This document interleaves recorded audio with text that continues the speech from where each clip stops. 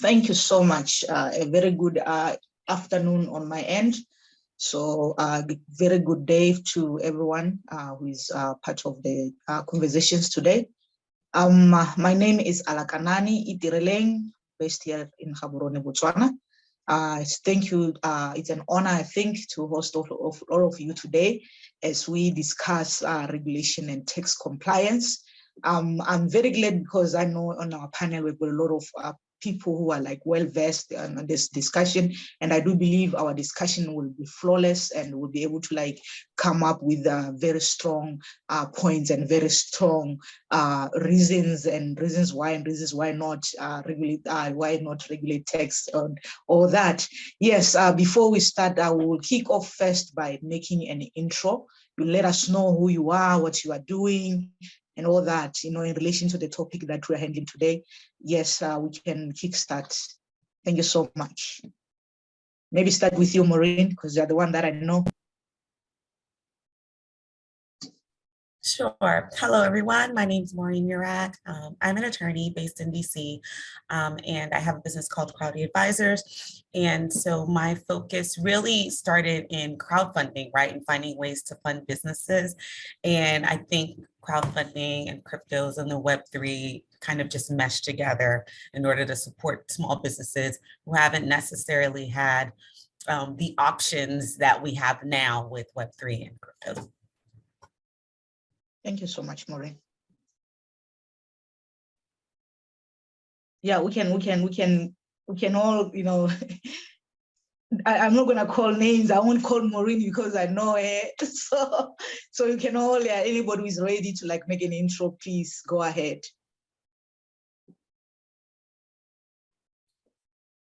How you guys doing? My name is Charles J. Kelly, also known as CJ the Smart Guy. I'm a certified public accountant. Sorry, I've just been running about. I had another call this morning. But I focus mostly on cryptocurrency taxes, bookkeeping, as well as consulting. I think that with the evolution of cryptocurrency, the accounting field is about to change a lot, especially like CBDCs. And so my goal is to make sure I fuse the accounting and the cryptocurrency industries. All right. Thank you, CJ, the Smart Guy. Thank you so much. Hard to follow someone who has the smart guy in his title.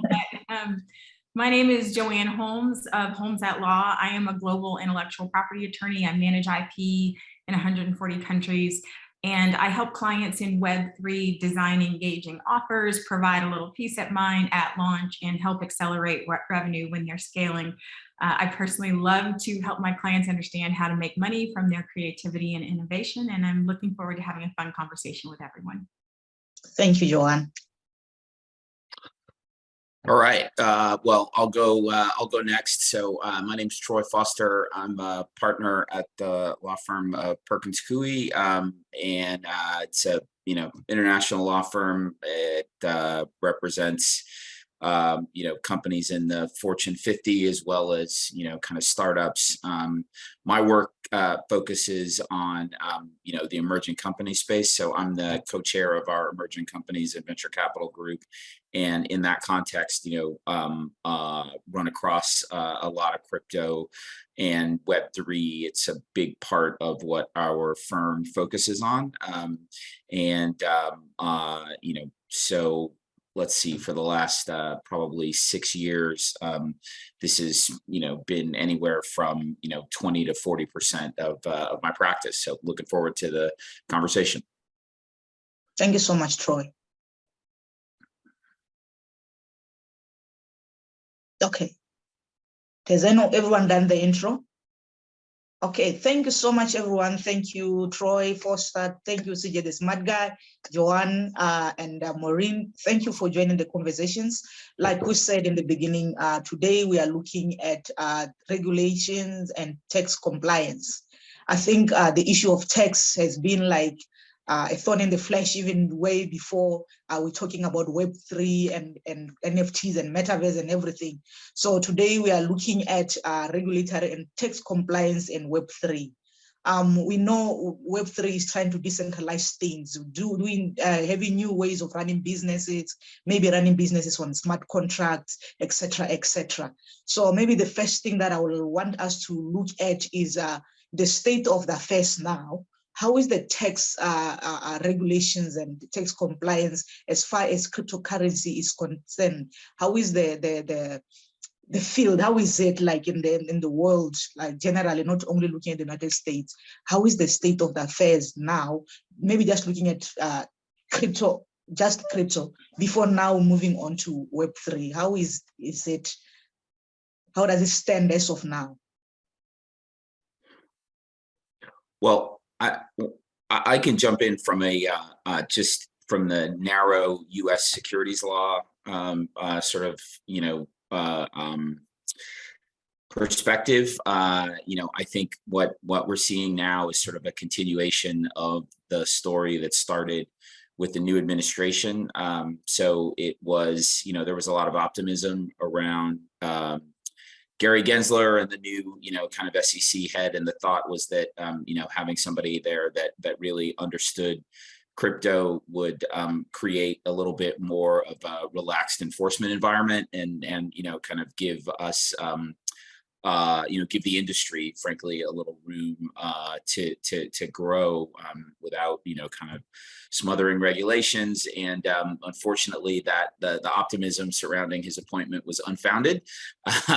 He's been extremely hawkish in his approach, and that trend has continued. There's a little bit of a jurisdictional spat between the SEC and the CFTC about whether these crypto would be regulated as a security or a commodity. I think the industry would much prefer commodity regulation, frankly, because it's a little bit more predictable. But the SEC has been extremely aggressive in this regard, and the most recent sort of cases. I mean, there's the Ripple case, right, which was a big surprise to folks in the industry that they would, go after an offering that was that old, just in sort of time.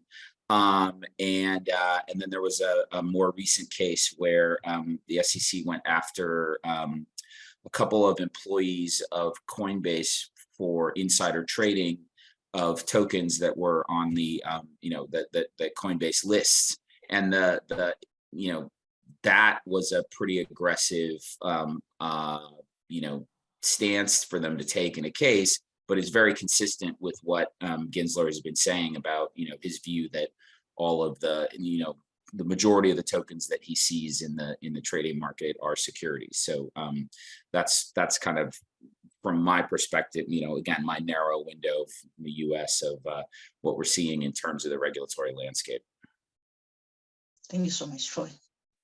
I would just add to what Troy shared that Web3 is innately global. And so to the point of looking at this industry from a perspective that, of course, American law is designed to have a long arm reach outside of the United States. So to the extent that US citizens are involved, or have access to be able to own assets, US law is going to have impact, just like, for example, EU law is likewise designed to have long arm impact. What the challenges between, for example, the SEC and CFTC are having is the effect of that is that it's very difficult to advise clients at this time here in the States, because we know that the regulation is in evolution. We also know that litigation is happening. And so judges and juries are creating law in real time. So what that does with a mindset towards Web3 being broader than the United States is, for those who do have more friendly regulatory regimes, there are opportunities. And this technology and innovation is not going to pause while the United States at the federal and frankly at the state levels consider how cryptocurrency should be regulated. So to those outside the US, we would invite you to really think about the ways that you and your citizenry can be served through Web3 innovation, and think about ways that you can balance out protecting your citizenry together with the economic opportunity that blockchain technology would offer. Well said, Joanne. Thank you so much.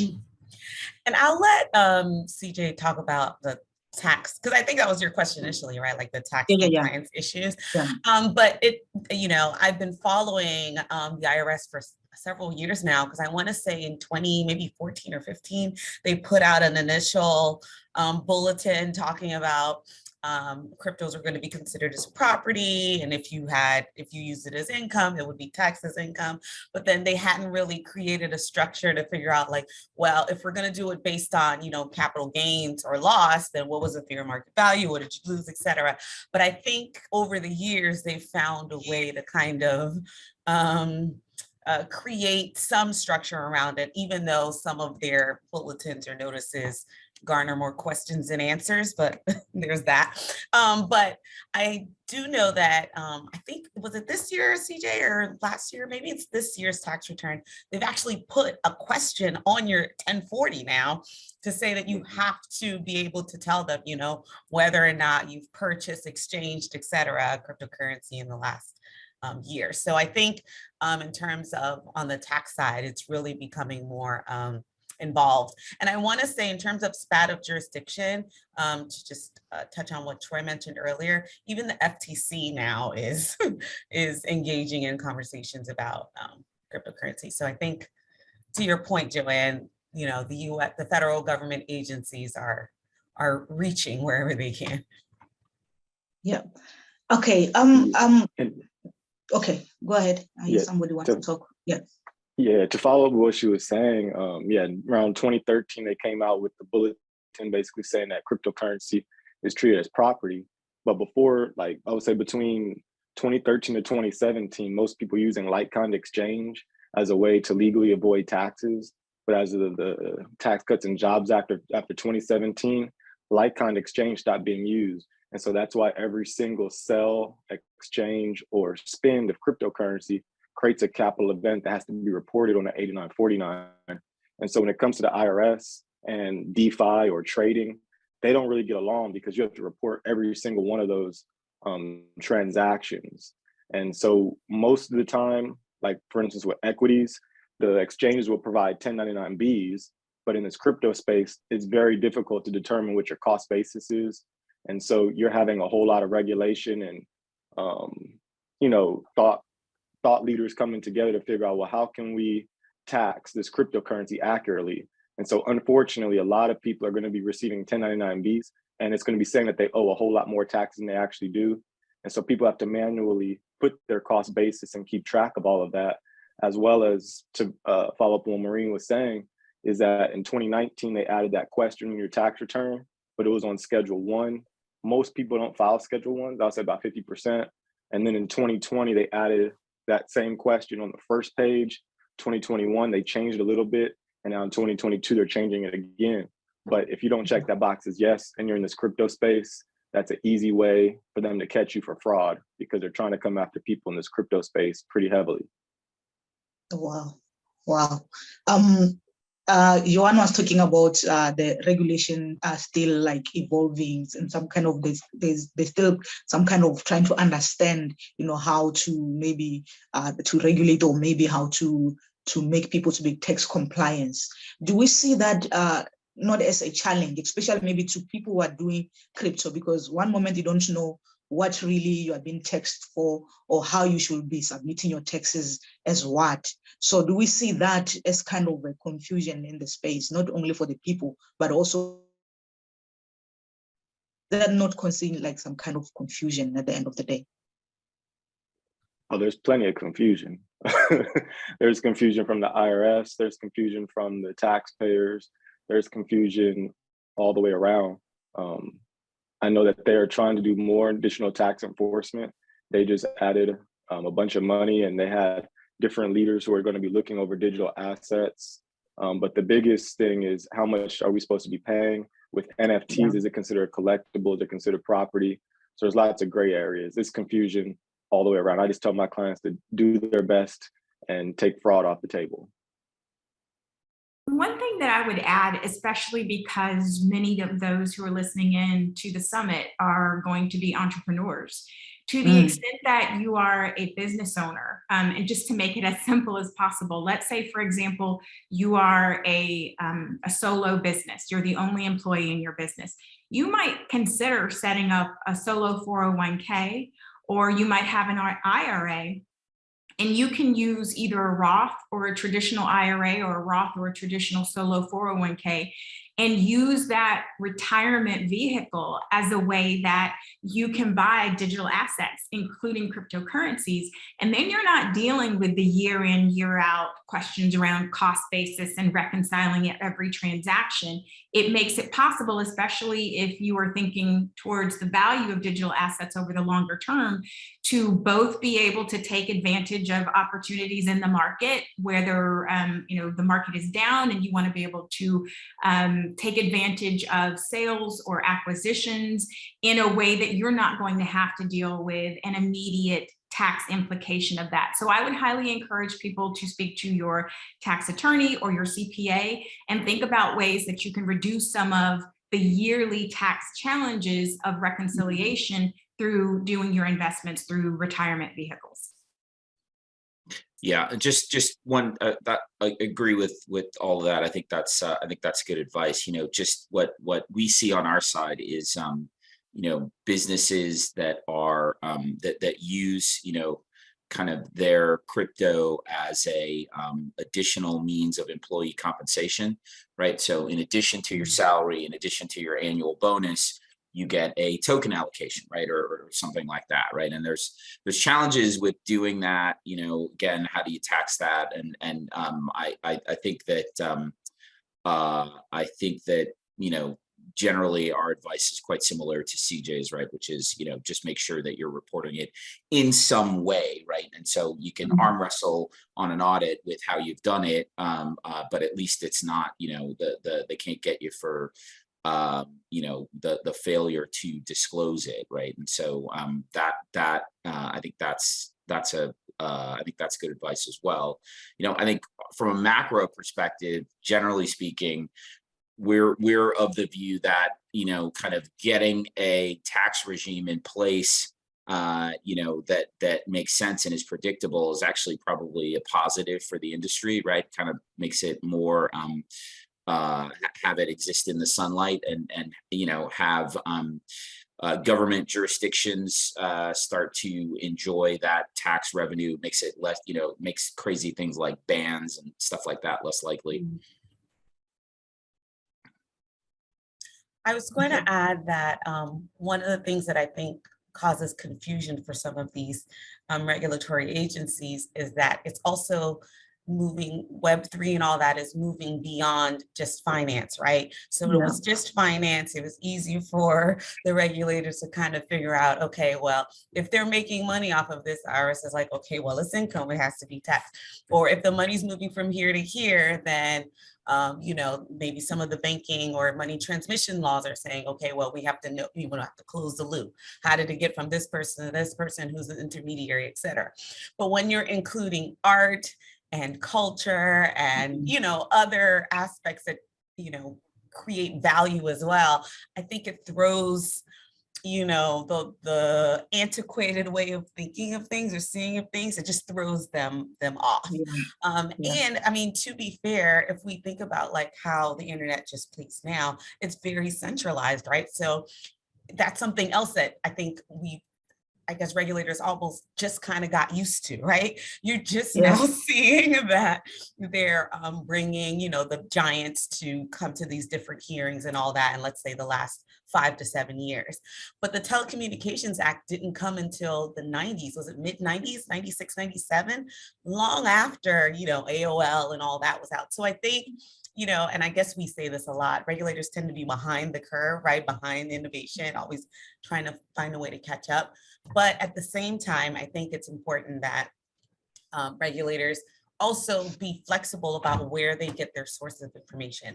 I've been to different hearings, like, or just watched hearings nowadays because you can't go in person, but you can go to these different roundtables and all that and listen, and they tend to have the same people that go to these things and say the same things.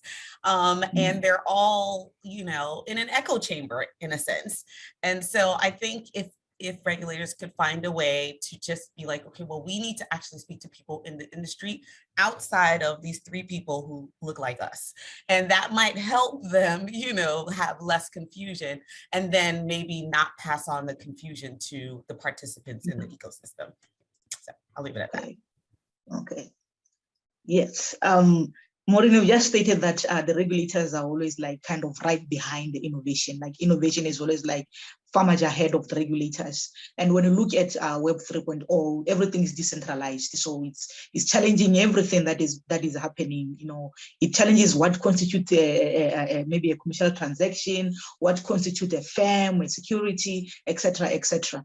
So as an individual, maybe what kind of advice would you give to the regulators maybe who are listening to us today, to try and make them, understand where the whole internet or whatever is going, or the way things are going now? What kind of advice would you give to the regulator?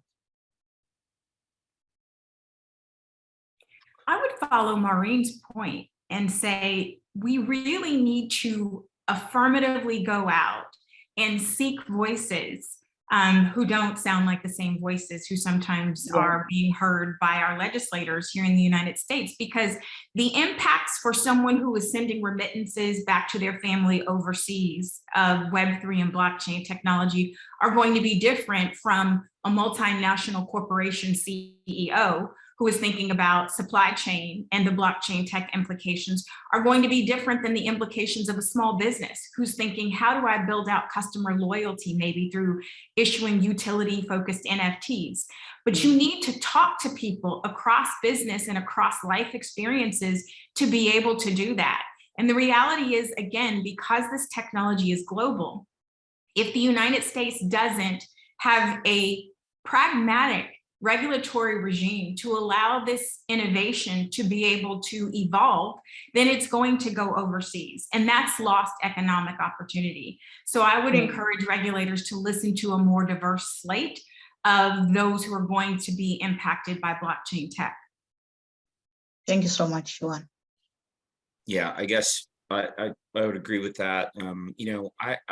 My sort of general advice would be like, there are plenty of sort of folks out there with bad intentions, right? That are not, really, kind of there's no economic substance to their business. Like could you spend time going after those folks, right? And the people that, are kind of, Ripple and Library, and those are real businesses, right? Like there's economic substance to those businesses. Like I would make those, if you're going to prioritize who you're going to go after, right? Like I'd make those guys last, right? If you've got like some issue with them on the regulatory side, like, versus the vaporware people that, there's sort of nothing really to their business, like that's where I'd love to see, kind of the regulators point their various weapons.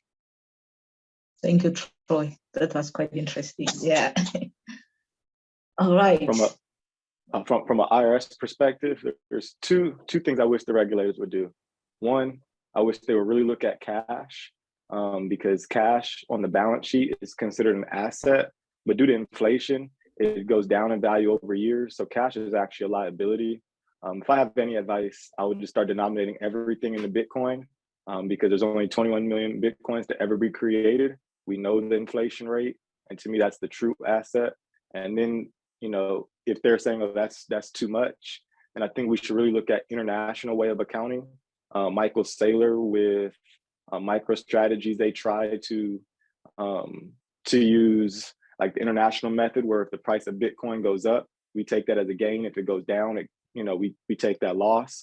But currently in the US, we use GAAP. And so when it goes up, we don't take the gain. When it goes down, we have to take the loss. And so a lot of CEOs aren't purchasing Bitcoin and cryptocurrencies because there's no benefit to them, because if it goes up, they don't get an extra bonus because they can't take the gain. But if it goes down, they have to take the loss. And that's how they get fired. So it's just too much risk for them to invest in the Bitcoin and cryptocurrencies. And so I would say either change that rule or just change everything into a Bitcoin standard. Bitcoin standard. Thank you so much, CJ, smart guy. I like that. Yeah.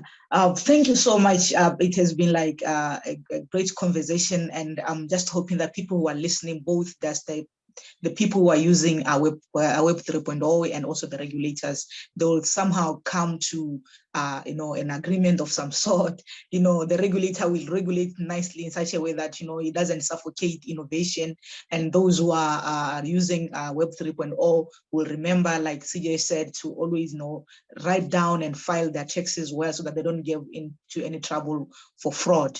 Thank you so much. I think there's still so much to discuss, but because of time, we'll have to cut our discussion short. And thank you so much. And we're hoping to take these conversations further beyond, the virtual conference. Thank you so much, people. All right, great job moderating the panel. Thank you.